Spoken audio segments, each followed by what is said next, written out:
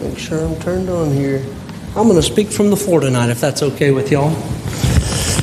I like people. I like to be close to people. And I noticed nobody sat in the spit zone, so y'all are wise.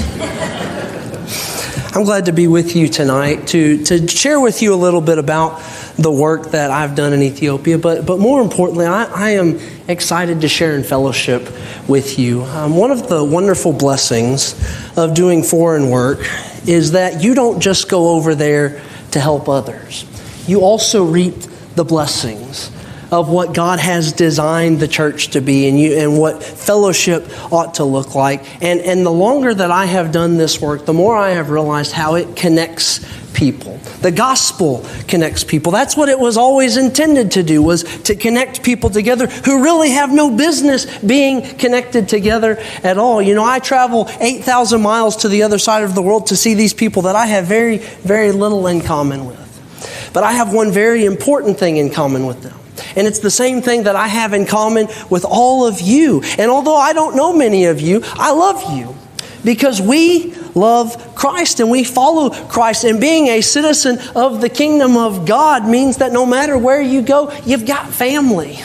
And so some of you I've known for a really long time. A former version of myself knew you, actually. That person is dead, by the way. But some of you I'm looking forward to know. But I am just thrilled to share in fellowship with you as we talk about this work tonight that I participated in. We were in Ethiopia. I went with a team of about 4 people this year. See if I can get my technology to work. There we go. There were 4 of us that traveled this year. You can see myself, a woman named Rachel Usry, Ryan Harrison, and Aiden. Ryan is my teammate in this work, and Aiden is his daughter. It was the first year that we took women along with us, and they were very excited because there have not been women from the United States to travel over there to Ethiopia in quite some time. And so it was a great experience for both them and for us. When we were in Ethiopia, we were there for 11 days in country. We traveled to about 8 different locations and spoke all 8 of those days. We spoke to more than 1,000 people about Jesus. We passed out more than 250 Bibles that you helped to fund. We made numerous contacts with people who did not know Jesus and have never heard his name before. And we set up different Bible studies with them with local people. But most importantly, we promoted the one true gospel, that Jesus Christ is King, and that his kingdom is coming, and that we can be citizens of that kingdom. And I'll tell you, in our time there in Ethiopia, there was a wide door of opportunity that I have found open out in the countryside villages to reach people who don't know about Jesus and to continue to strengthen the churches. And so I foresee that this will be a work that will continue for many years. Just a little bit about myself and this work. I'll have some more about the history here in just a moment. This was my 3rd trip to Ethiopia. I traveled for the first time in 2020. Just before COVID. In fact, the first time I heard about COVID was on my plane ride back from Ethiopia. God was watching out for me, let me tell you. But this work goes well beyond myself. It's a well-established work that began in the early 2000s, and that I am just blessed to be a part of. Just a little bit more about myself. As Aaron did say, I have only been preaching the gospel full-time for a short period of time, 7 years to be exact. But my wife and I feel very strongly that if you're going to be a Christian, you're involved in the work no matter where you go. We are kingdom workers, just like you are kingdom workers, and we are all involved in the same work. And so whether or not we have titles, there is work for us to do. Work for us to do here, work for us to do abroad. But God is calling us to go out into the world, to preach the gospel and to share it with everyone that's around us. I want to start my presentation this evening by thinking about a very important question. Who is Jesus to you? One of the stops that we made, at a coffee shop, of course, because when you're in Ethiopia, you drink really good coffee. One of my Ethiopian co-workers sat down with a man who was not a Christian. And he asked him this question, who is Jesus to you? And I thought, that's a really important question, isn't it? That's a really big question that kind of took that man off guard, and he was a little flustered. And he began to spout off some things that were very profound. He's the Son of God. He's the Savior of the world, things that he had heard other people say. But that question really got me thinking. We ought to know who Jesus is to us. And that ought to motivate how we live our lives, because what I have learned in my time in Ethiopia is that to many of our brethren all around the world, Jesus is a reason to travel hundreds of miles, to be together with brethren, to listen to the gospel. It is a reason to come together. It's a reason to love people you have nothing else in common with. And so as I go throughout my presentation, I want you to think about, who is Jesus to you? What does he mean in your life? Because listen, my friends, Jesus is not just after us knowing facts about him. He wants us to know him and to have a relationship with him that drives us to a relationship with others, to this fellowship that we will learn about tonight. I tell you, Jesus to me has become a very important person in my life. So important that I would travel 8,000 miles to the other side of the world to speak to people. Now, if you're not familiar with Ethiopia, here's kind of a map. There's Dallas-Fort Worth, where we left from. And as you can see, Ethiopia there is in the Horn of Africa. It's about 8,000 miles as the crow flies. It takes us about a day and a half of travel to get there by plane. And then an additional 5 or 6 hours to travel to the locations where we are going to set up our base camp. We usually stay in hotels in major cities. And then from there, we go out about 3 or 4 hours into the countryside villages. Our goal, whenever we go into Ethiopia, is to reach these places with Jesus that have never been reached before. Now, don't hear me wrong. We go and we encourage churches. We build up the saints. We do a lot of work with the local groups. But we are trying to get the gospel into the hands and into the minds of people who have never been exposed to Jesus. Because this is a country that still, in many ways, is very tribal. And so there are many local religions as well as other sorts of major religions such as Islam and Orthodox religions that have an impact there. I'll have more to say about that more in just a moment. But let me just give you some details about Ethiopia, since I'm guessing many of you are probably not familiar with the country. It's about twice the size of Texas, and it has about 4 times the population of Texas. So this is a pretty big country that we're working in. And as you can see in this yellow circle here, most of the population lives right in this little corridor. You notice there on the east side of the country, it's mostly desert. And so there's not a lot of population there. And so it's pretty densely populated right there in that green space where there's a lot of mountains, a lot of lush greenery and such. Now, in the country of Ethiopia, there are about 86 different languages. And when I say languages, I'm not talking about dialects. It's not like a Texan versus a New Yorker.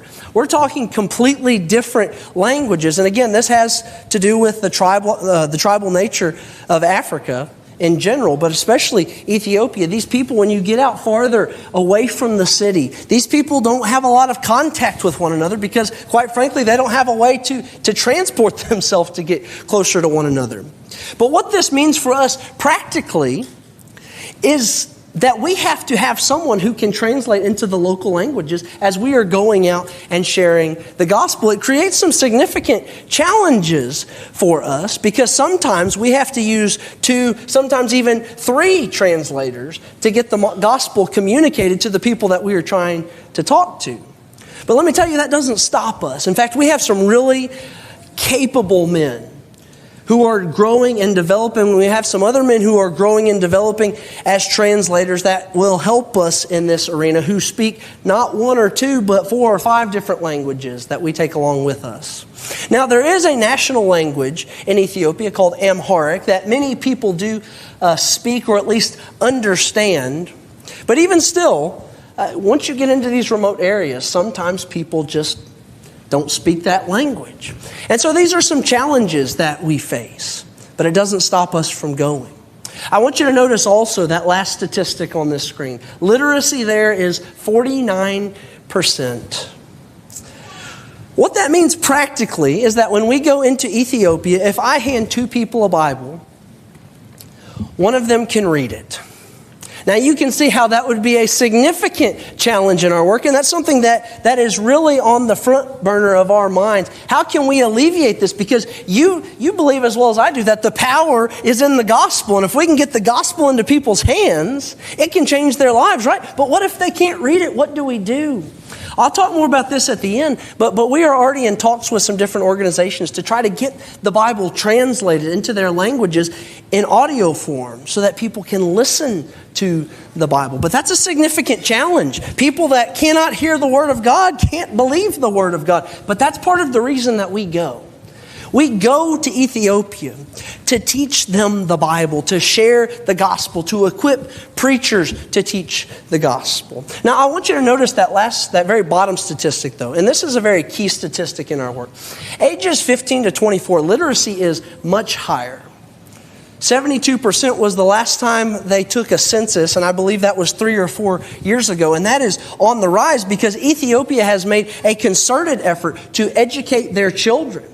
Because they realize as a third world country, the only way that things are going to improve in their country is to educate their children. And this has been incredibly beneficial to us and to our work, because what that means is that the next generation is not only educated, but they speak English and they speak these local languages, and we can tap into that and educate them on the scriptures and on the gospel and have a greater impact as our work continues. And I'll have more to say about this in just a moment, but that age group, the 15 to 30 range, we put a lot of emphasis on them in our work right now because we see them as the key to the gospel and the kingdom continuing to spread out into these areas of Ethiopia. Now, as far as religions go, Ethiopia is dominated by Orthodox religion, which is essentially Catholicism, is what it looks like over there.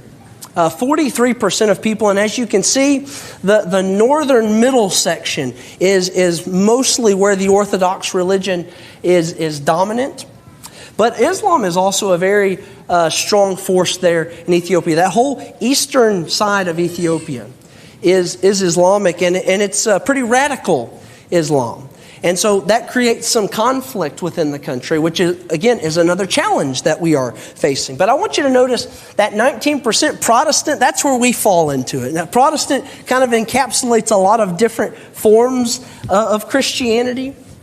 But that number has grown by 9% since the previous census was taken, I believe 10 years before. And what that means is the work that we're doing is working. The kingdom is growing in that area that you see, that blue area. That's where we primarily do our work because we have men who are skilled in the art of translating to those specific regions. Now, obviously, these other things that are going on, they're on our radar, and we hope at some point in the future to help the Ethiopians address these things. But for now, I want you to know the work that we are doing, it's having an impact in this part of Ethiopia. And I foresee it's only going to continue to grow because the fact is, there's a lot of corruption in the Orthodox Church.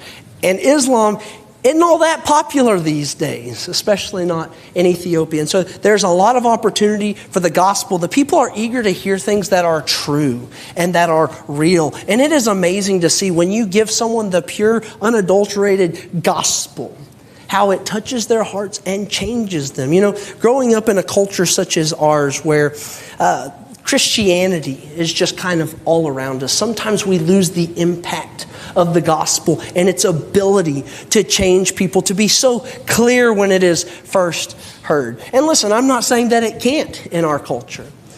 But I can tell you, when we go to Ethiopia and we show people what the Word of God says, it is plain as day to them.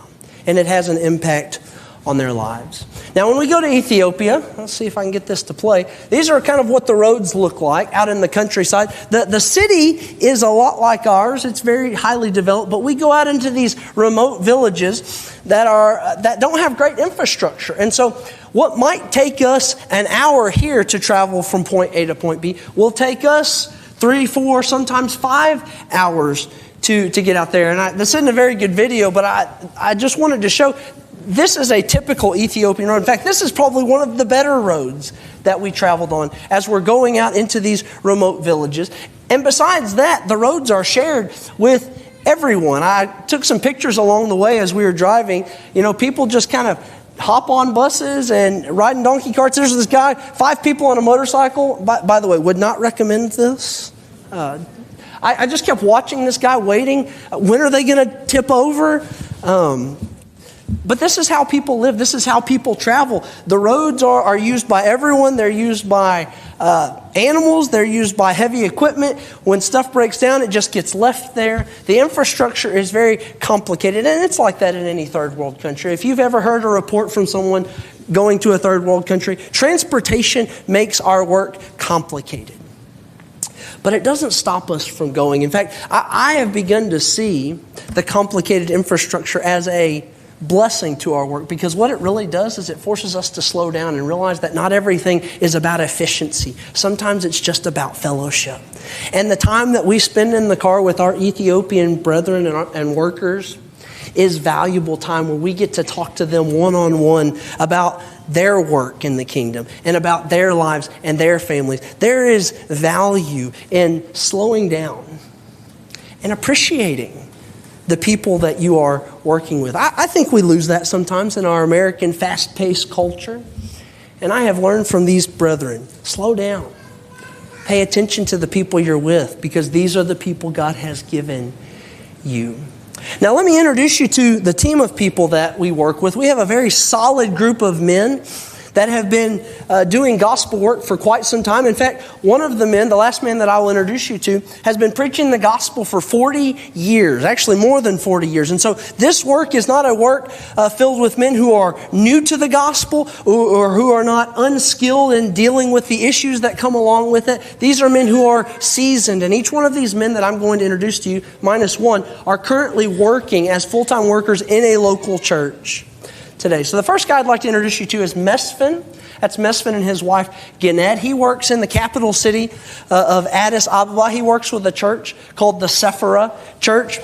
Mesfin is one of the key men in our work, because in that region that I showed you, that south region, Mesfin is from that region. And so he speaks the local languages. In fact, he speaks 4 different languages. And so as we go out here, he's able to translate, but people also know him. He has a lot of credibility, and he has been a solid worker in this Ethiopian gospel work for as long as I can remember.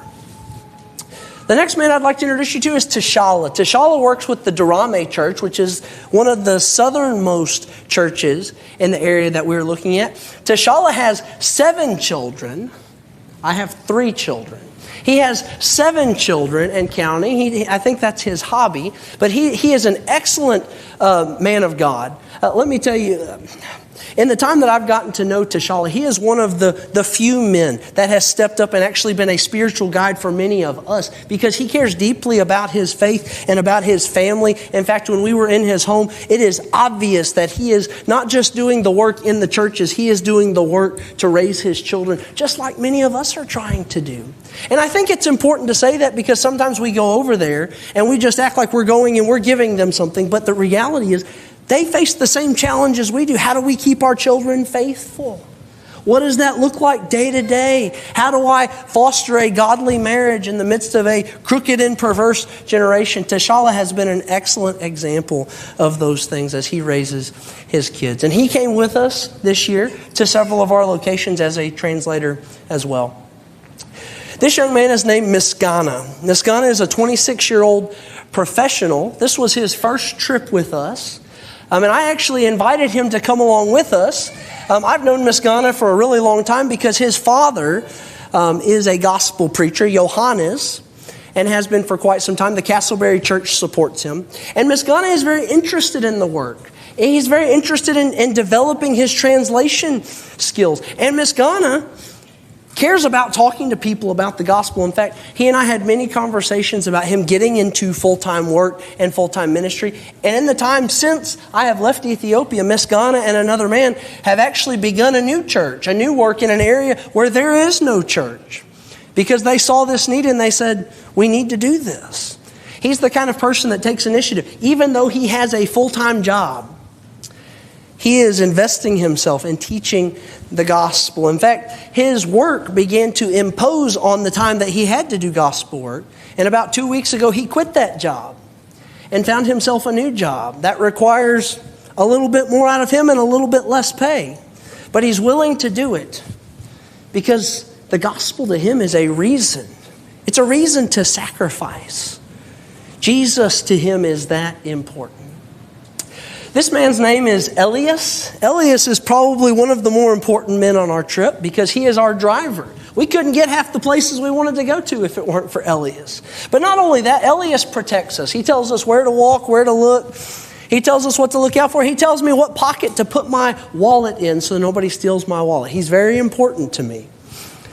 But he loves us and he cares about us very deeply. In fact, when we went to his home this past time, it was the first time I'd ever been into his home, he began to weep.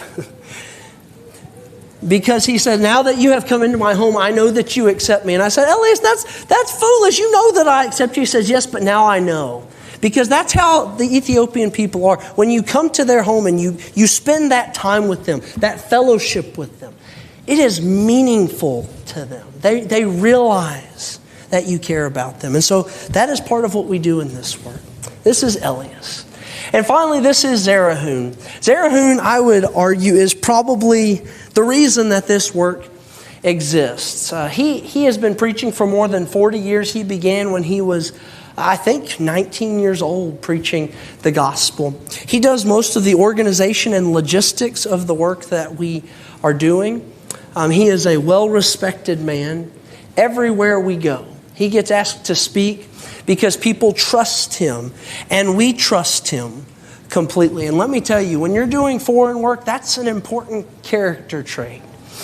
Because there are people that aren't always trustworthy in these foreign works, but Zerahun is utterly trustworthy. He is a thoughtful man who always directs us towards what is best for the kingdom. Now, I want to give a little more background on him by telling you a brief history of the work in Ethiopia. Now, Zerahun began preaching very early on in his life. Like I said, I think when he was 19. But he worked with a church out of the mission system. Now, the mission system is essentially a sponsoring church arrangement, which we would not agree with. However, the churches of Christ didn't really exist in Ethiopia as we know it whenever he first began preaching. And so he preached in this mission system where churches would send money over to this organization in Ethiopia, and this organization would decide who gets to preach and where they get to preach and what they need to preach. And obviously you can see how that gets corrupted pretty quickly because, one, that's not God's pattern, but two, men just kind of have a way about themselves, don't they? And Zerahun began to realize this system is not working. And it was about that time that he met a husband and wife named Faye and Dartha Starr. Now, Dartha was a college professor, and he and his wife got to a point in their life where they felt moved to go do a foreign work. And so he started looking up jobs, and he found a job there in Addis at the university, and they moved over there, and he was a professor. And while he was teaching, they sought to attach themselves to a church, and they found the church where Zerahun was preaching. And they worked with that church for quite some time. But in the mid-70s, there was a revolution in Ethiopia, and all of the anyone who was not a citizen of Ethiopia was forced to go home. And so Faye and Dartha Starr had to leave in the mid-70s. But after they left, they continued to keep in contact with Zerahun and with some of the other preachers there in Ethiopia that they had met along the way. And in about the 80s, Dartha died, but Faye, his wife, continued to stay in contact with them. And one of the things that she realized was that the Ethiopian preachers just simply didn't have the resources to be effective teachers. They didn't have the resources to grow in the knowledge of the Scriptures. And so she started looking around here in the United States and wondering, how can I help these men? And it was then that she ran across David Pickup, a name you may be familiar with. David Pickup is a preacher here in the United States, and he was doing preacher training programs all around the country. And Faye saw that, and she thought that would be perfect for this Ethiopian work. And so she contacted David Pickup, And after thinking about it, he got together with some other men that he knows, Melvin Curry, Bob Owen, and they decided to take their first trip to Ethiopia in 1999. Now, when they took their first trip, both of these men were in their 60s. And they realized pretty quickly their longevity in this work was not going to be very long. They needed some other men who were a little bit younger to start this work off. And so they contacted David Holder and Randy Harshbarger, who were at the time in their early to mid 40s. And in 2000, David Holder made his first trip to Ethiopia. Now, for those of you who don't know, David preaches at the Castleberry Church just down the road. And David Holder is my father-in-law. And so I am now in the family business. But David Holder went in 2000. Randy Harshbarger came in 2001. And both of those men really had a heart for the work. They did work in the capital city with Zerahun. But they realized pretty quickly in conversations with Zerahun that there was a lot of opportunity outside the city, in the countryside villages south that I showed you. And so as they began to do their work, they pushed out into these countryside villages because, one, it was cheaper to stay out there in the countryside villages. But two, people in the countryside had never heard about Jesus. And so they began to make their way out into the countryside. And for 20 years, these men traveled to Ethiopia year after year. In fact, Randy would go multiple times a year. And when they began their work in the early 2000s, there were only about 30 non-institutional independent churches of Christ in the Ethiopia. And when I made my first trip to Ethiopia in 2020, there were more than 300 established churches throughout the countryside and counting. This is the work that I have been brought into. And in 2020, I came along with David, and another man named Ryan Harrison came along with me. Now, Ryan Harrison is a deacon with the University Oaks Church down in San Antonio. We didn't know each other. The first time we met was in Ethiopia, in the town of Hosanna. But he and I both, when we were brought into this work, we realized this is a good work, a necessary work that needs to continue. And we need to be the people that do that. We decided together after much prayer and consideration that we weren't just going to keep going, but we were going to come together. And so at this point, Ryan and I travel together. And we have traveled together for the past 3 years. And now they call it our team that comes in January. And so that's the history of the work up until now. And when we go to Ethiopia, we have 3 very clear objectives. And I've already kind of mentioned this. But our first objective is, quite frankly, just to encourage the churches. You know, when you go out into these countryside villages that are 4, 5, 6 hours away from any major city, a lot of these folks that have heard the gospel sometimes wonder if they're the only ones that believe this stuff. And so we go out there, we make sure that we teach them, we love on them, we let them know that this walk of faith is worth it. That's where we see our biggest crowd. Sometimes we will go to places where there are 400, 500 people that have come. And I'll have more to say about that in a moment. But that's a primary objective of ours. We are encouraging them and equipping them. And while we're doing this, we are teaching preachers. We have special sessions where we bring preachers to a centralized location and we work them through a text and we teach them. And then finally, we equip the next generation. Now, I probably shouldn't have to put that on here because, again, that's just kingdom work, right? Every church should be equipping the next generation so that the kingdom can continue to grow and continue to spread. But as I mentioned at the beginning, we are putting a specific focus in our efforts on equipping the next generation because we see such opportunity with these educated people who can speak multiple languages to allow the gospel to have an impact, not just from our mouth, but from their mouth. And so we're trying to equip men and women to be proficient in the scriptures, to be proficient in the gospel, to go back to their people and talk to them in their language so that they are not so dependent upon us. Now, part of our fellowship is they need our support. They need our help in doing this. And I foresee this is a long-term project because of the nature of Ethiopia and the fact that it's a third world country. They don't have access to digital resources like we do. They don't have access to Google where they can just pull up, and ask a question on there. They don't have books.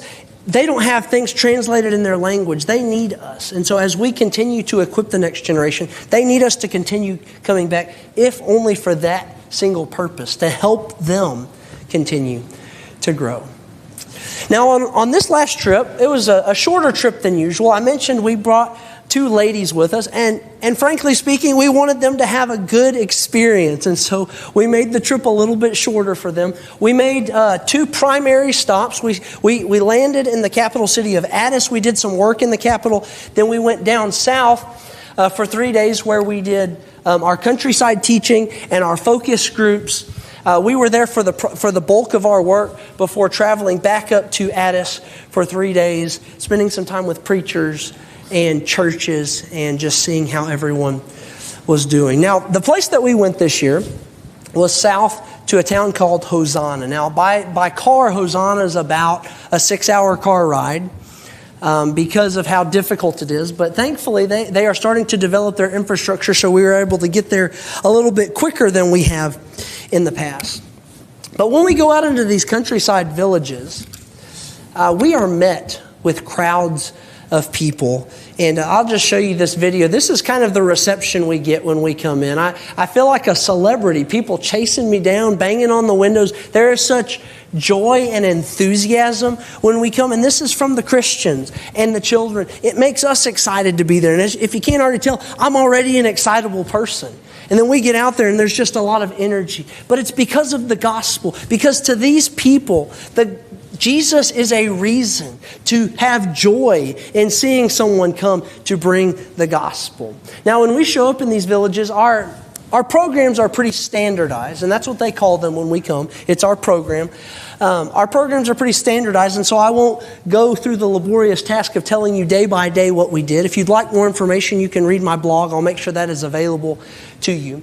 But we always start outside, in a common meeting place. Perhaps a tent has been set up like this. When we went to Moloto, we showed up and there were already 300 people gathered, and they were singing and they were praying. And the whole time we were there, we spent the whole day there. And by the end of the day, people have come in. That place probably had 500 people by the end of the day because people just continue to come. They get there when they get there because this is Ethiopia.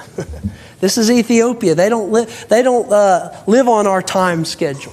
But they come because they know it's worth it. In fact, there was one man who traveled and followed us from town to town to town. And I said, how far have you traveled, man? He said, I've traveled 1,000 kilometers. I've traveled 1,000 kilometers to listen to y'all, to hear the gospel. I took off 2 weeks from work because to him it was worth it. And you know where I saw that man most of the time? He was sitting on the floor for hours in front of me. Hours, because he came to hear the gospel. Now let me just say this. I'm not trying to suggest that our Ethiopian brethren are any better Christians than we are. But I tell you, they instruct us in a lot of ways about what is important. They refine the way that we think. They admonish us to realize that the gospel is so important, that it's worth sitting on a dirt floor for hours to listen to someone talk about the gospel, to be together with other Christians from around the world, to share in this fellowship.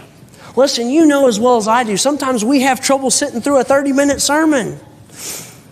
But a lot of it's a mentality. When something is important to you, you will make the time for it. And that's exactly what I saw from our brethren there in Ethiopia. They will sit and they will sit and they will sit and they will watch. I don't know if I have sound here. I forgot to ask. They will sing praises. Is that sound working, by the way?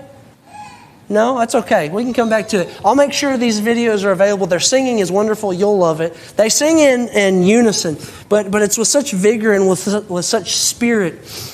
And you can just see there's just a lot of joy when we show up and when we have these assemblies together. And there's always lots of children. I tell you, it's exciting to get to come to these villages where there are people who are bringing their children to hear what the Word of God has to say. And they've done it intentionally. And I want you to notice, look at their faces as they are listening to the Word of God. I mean, this was not... I'm clicking ahead. This was not a random occurrence. This happened everywhere that we went. They would sit and they would listen and they would focus. Now, at these programs, we would usually start with a general assembly. As you can see here, we would start off with a lesson. Either Ryan or myself would teach that lesson. And then because we had the ladies, we would do breakout sessions. They would go into another building, and you would either stay outside or go into another building as well, and we would just teach the men. And again, these are often very cramped spaces, but they didn't care. Everyone wants to be in the building. In fact, this was probably the most cramped space that we had. And by the time I was finished speaking, I had guys sitting at my feet because they wanted to be in the room to share in this fellowship together.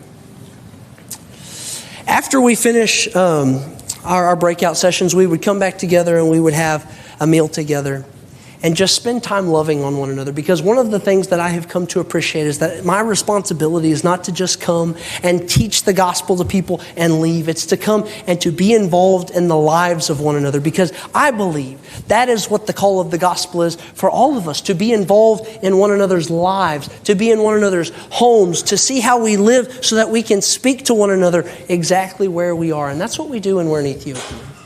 And we learn a lot about what that means by going in their homes, because the fact is these people in Ethiopia, they make no bones about how poor they are. They realize that they are a third world country. But you look into the eyes of these people who know Jesus just like I know Jesus, and they have joy, and you realize there is something transcendent to the gospel, something beyond just what is in this world that can bring us peace.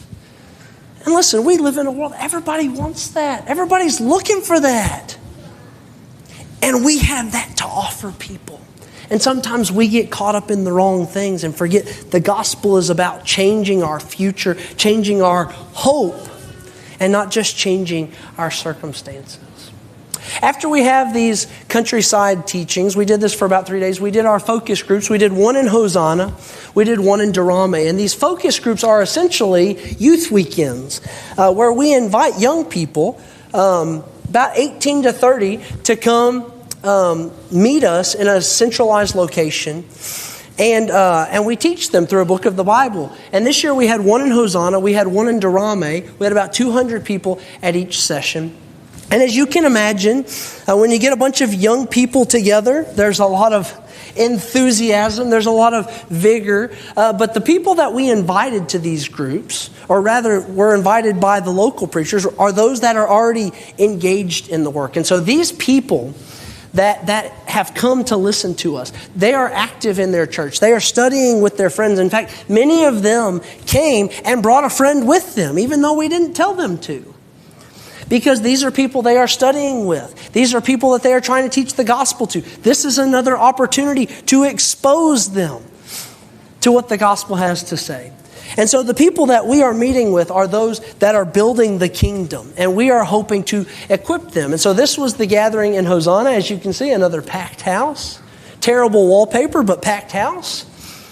And then this is the gathering in Durame. This is the church building where Tashala works. They have a large group of young people there at the church in Durame. And many of these, again, came and traveled to be with us as well. Their group is a little bit younger, more in the high school to college age range, whereas the Hosanna group was more of the high school to college age, because Hosanna is a college town. And so you can see we're strategically planning where we're having these focus groups so that we can get the greatest participation. And we scheduled our time this year to try to be there on a holiday so that the college students wouldn't have to take off of school, and some of the young professionals would have a little additional time to be with us.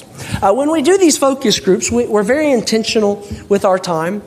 We have them all day. This is one of the benefits of the focus groups is we're not having to drive out. I neglected to mention this when we do countryside work. So we plant ourselves in a centralized location. We stayed, for instance, this year we stayed in Hosanna at a hotel, and every morning we would drive out. And I realize that seems a little inefficient because we're driving for about 5 to 6 hours a day. But quite frankly, it's not safe for us to stay out in the countryside, because in a country where everyone is one color and you're a white man, you stand out. And so it's not safe for us to go out into the villages and stay out into the villages, especially not with some of the extremism that's going on. And so we stay there. And so these focus groups are a little more efficient for us. We will stay in one location and we will have everyone come to us.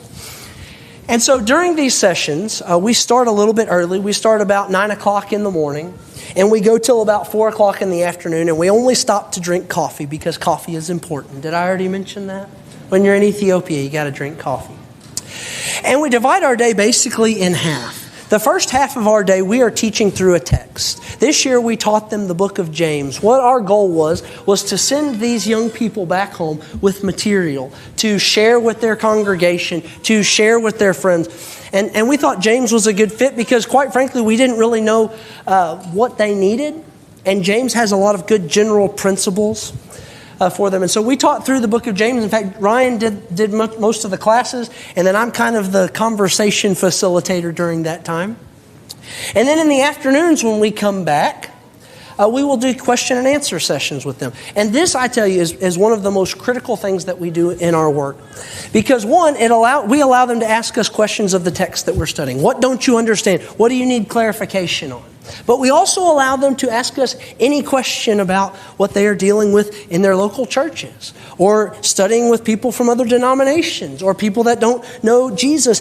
And it gives us a great opportunity to see what is important to them, to see what is going on in the churches. And what we're finding is they're encountering a lot of the same issues that the Corinthian church is facing. And so we're going to actually teach 1 Corinthians next year whenever we go, if the Lord wills.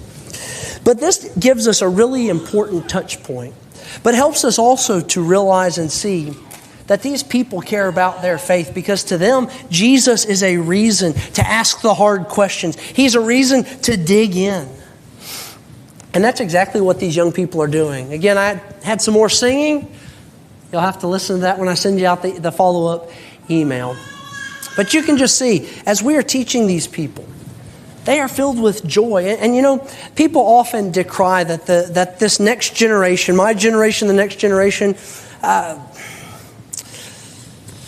we're getting worse. And quite frankly, you know, the world that we live in, everything's getting worse, isn't it?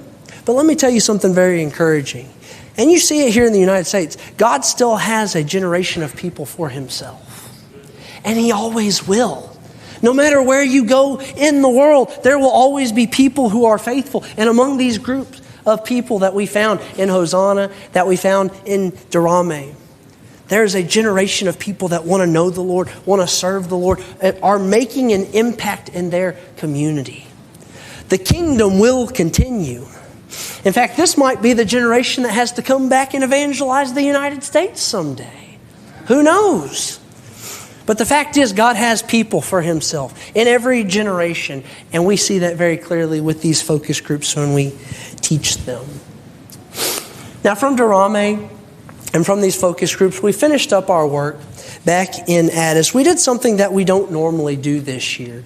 And that is, we just slowed down to spend some time in the homes of the men that we work with. I mentioned we get some time with them in the car, but when you're bouncing around like this in the car, it kind of hurts your head to talk while you're doing that too. And so we don't talk as much. We wanted to make sure we spent some time with these people in their homes. And that's exactly what we did in Addis. Most of these workers are from Addis. And so we went to the house of a man named Wubashet. Now, you didn't see Wubashet in any of these pictures, but this is a man who has been involved in this work for quite some time. But at this point in his life, Wubashet is dying. He has kidney failure, and he is unable to travel anymore. But you know what I saw when I was in the house of Wubashet? I saw joy, and I saw peace, and I saw other brethren coming and encouraging him.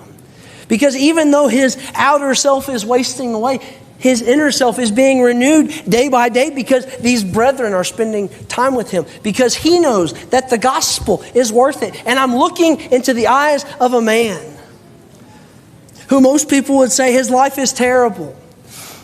And I see a man who has a smile on his face, whose kids have joy, whose wife is at peace, because they understand that this life is temporary. You see, when you spend time face to face with people, you learn a lot about the gospel and the power of the gospel. It's not about now. It's about what we are working towards. It's about where God is taking us, and it's about what that means for us right now, because that ought to motivate us to realize if this world is not our home, we ought to be working towards that. We ought to be trying to get people to go with us. Sorry, you got the preacher preaching. I know this was just supposed to be a report, but let me tell you, there's a lot of stuff we can learn from these folks. We got to spend time with people. This is their life. We got to go see this new building that Zerahun and Adisay. We're so excited about. Both of these men work with the Kotobi Church, and because the church is growing, they needed to move into a larger facility. They were so eager to share this with us because this is our fellowship. The gospel is growing. The kingdom is growing. We are workers in this together. We got to go be in Tashalah's house and see his work with his family, to experience the home cooking, and to realize how convicted he is and how that impacts his own family. We got to be with Mesfin and his new wife, Gannett, and their 9-month-old child, Nathan, and experience the joy of life with them. These are real people with real lives. These are your brethren who love the Lord, just like you love the Lord. And we share in that fellowship together. As I reflect on my time in Ethiopia, there are 3 key things that I see as very important, very critical, that I would like to share with you. This church supported me in our work in Ethiopia this year. And some of the work, or the money that you gave me, went towards the Bibles that we spent, went towards these focus groups that we organized and arranged, and went towards some of our travel costs. But there are ongoing needs and ongoing costs that are associated with this work that I want to present to you. I'm not asking for anything today, but I just want to present to you key things that we see in this work that will help the gospel continue to grow in Ethiopia, that will equip the future generations, and that will help the kingdom become more established. And the first is we're trying to make Bibles readily available. What we found in Ethiopia is that it's really hard to get your hands on Bibles. You can buy them in the capital city of Addis. You can buy them in Hosanna. You can buy them in Durame. Those are the 3 areas that we go to. But that costs money. And so what we are trying to do is gather funds to buy Bibles each year. We found that there's a World Bible Society. I believe that's what it's called.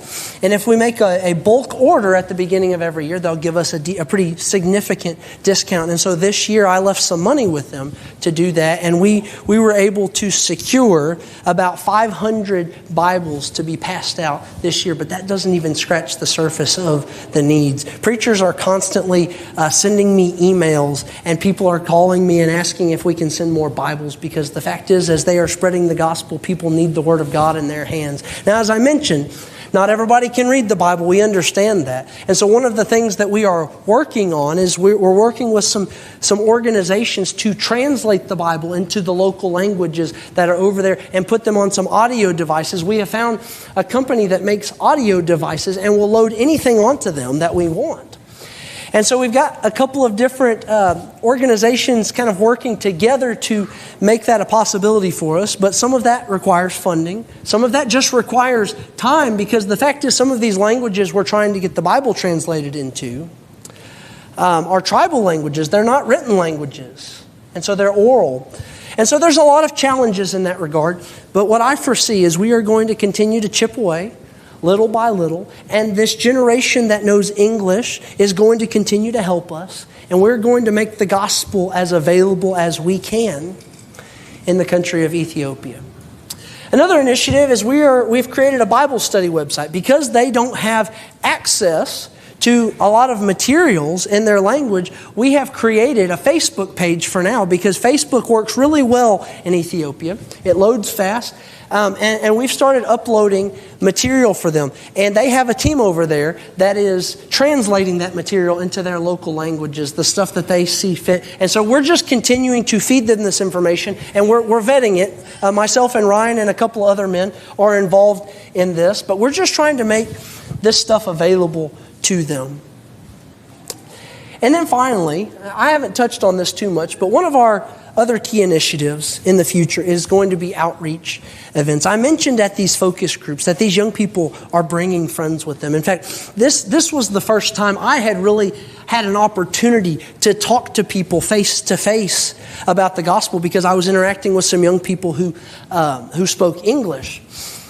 And what we found at these focus group events is that it's really easy to make connections. And because when we show up, we're kind of a novelty item, people are intrigued and interested. And it created a significant opportunity for the local people to bring their friends, to hear the gospel, to begin studies with them. And so our hope is not just to have these focus groups for the people in the church, but to have specific bring your friend events so that we can reach out to their friends and help them where they are. Again, they are doing a lot of the legwork already. And so we're just looking for ways that we can supplement them and help them, because our long-term goal in Ethiopia is to get them to a place where we are not as critical to them. And listen, I hope you don't misunderstand what I'm saying in that. Fellowship is a wonderful blessing. And being there in Ethiopia and the work that we are doing, it is important. But we want them to be able to sustain themselves both with knowledge and understanding and teaching as much as possible. And so that's why we have these specific initiatives that we are working towards in Ethiopia. Now, as I close, and I'm sorry this has been a little long. As you can tell, I get a little excited about this. But this is a wonderful work that I believe God has called me to do. And as I reflect on my time in Ethiopia, I'm always struck by the gospel's ability to alter lives, to alter my life. More than any other time that I visited, I had people ask me, why would you do that? Why would you travel so far to talk to people about the gospel? I mean, the answer is obvious. It's because to me, Jesus is a reason. Jesus is worth it to travel that far. But the implications of that have caused me great pause this year. You know, Jesus is worth every effort that we could give him with our lives. We profess that. But is he really getting the best efforts of our life? You know, I asked you at the beginning of this, who is Jesus to you? And my guess is, most of us would say, Jesus is my Savior. Jesus is my King. Jesus is worth all that I could give him. But as my friend ended that conversation with the man at that coffee shop that day, he had a follow-up question that I want to offer to you as a means of invitation tonight. He asked that man, who are you to Jesus? Because for all that Jesus is, and all that we may understand Jesus to be, it means nothing if it doesn't change us. Jesus didn't step down out of the glories of heaven so that we could just revel in his grace and say thanks and move along with our lives. Jesus calls us to be different. He calls us to be part of something greater than ourselves. He calls us to be messengers in this world, to have an impact in the world just like he did, but not because of our greatness, but because of his greatness. Because he is king of a kingdom that will last forever, and this world is passing away. And he has called us to something that is eternal and wonderful and great, and we can be a part of it. But we must choose to accept him as our king. We must choose to follow Jesus. He doesn't impose that on anyone. We may know who Jesus is, but who am I to Jesus? That's a challenging thought that I want you to take with you this week. Jesus is someone who was willing to give up the glories of heaven, live in this dirty old world, walk among people who would reject him, who would look at him as he loved them to the uttermost and would despise and reject him, and he would do it for their good because he knew that after suffering would come glory, that God would reward him for his efforts. And listen, my friends, that's the example that we have so that we might follow in his footsteps. We may suffer a little while, but Jesus has called us to go into all the world and to preach the gospel because something better is coming. And listen, we are all called to go. I realize that not everybody is cut out for going 8,000 miles to the other side of the world.